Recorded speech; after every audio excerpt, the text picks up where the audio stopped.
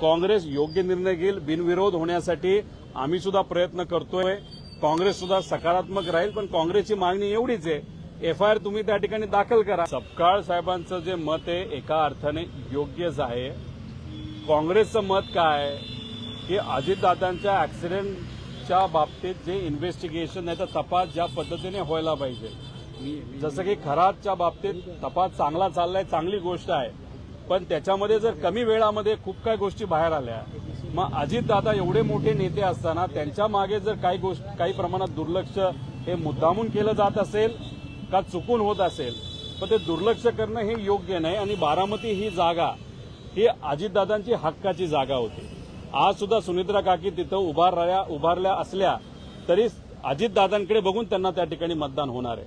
त्यामुळे काँग्रेस जे बोलतंय ते योग्यच आहे की तुम्ही एका बाजूला बिनविरोध करा असं भाजप त्या ठिकाणी बोलतंय, पण दादांच्या बाबतीत तुम्ही तपास मात्र त्या ठिकाणी तेवढ्या ताकदीने तिथं करत नाही. त्यामुळे मला असं वाटतं की अजून 1-2 दिवस राहिलेले आहेत.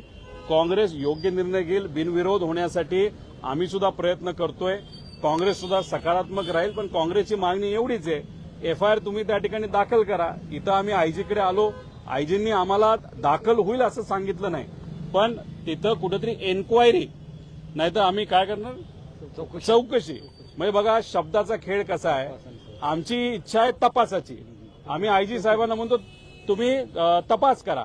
आयजी साहेब असं म्हणतात की नाही, आम्ही डीजी साहेब म्हणतात की आम्ही चौकशी करू. म्हणजे शब्दात जर तुम्ही आम्हाला खेळवत असाल, अडकवत असाल, हे योग्य नाही. त्यामुळे सपकाळ साहेबांचं सुद्धा हेच मत आहे की भाजपचे नेते शब्दात खेळवत आहेत, मतदारांना सुद्धा खेळवत आहेत आणि महाराष्ट्राच्या तमाम जनतेला सुद्धा तिथे खेळवत आहेत. माघार घेतील, आम्ही त्यांना बोलू, आम्ही इच्छा व्यक्त करू. माघार घेतील नाही घेतील तो त्या पक्षाचा विषय आहे. पण सपकाळ साहेब जे बोलतात ते चुकीचं आहे असं म्हणून चालणार नाही.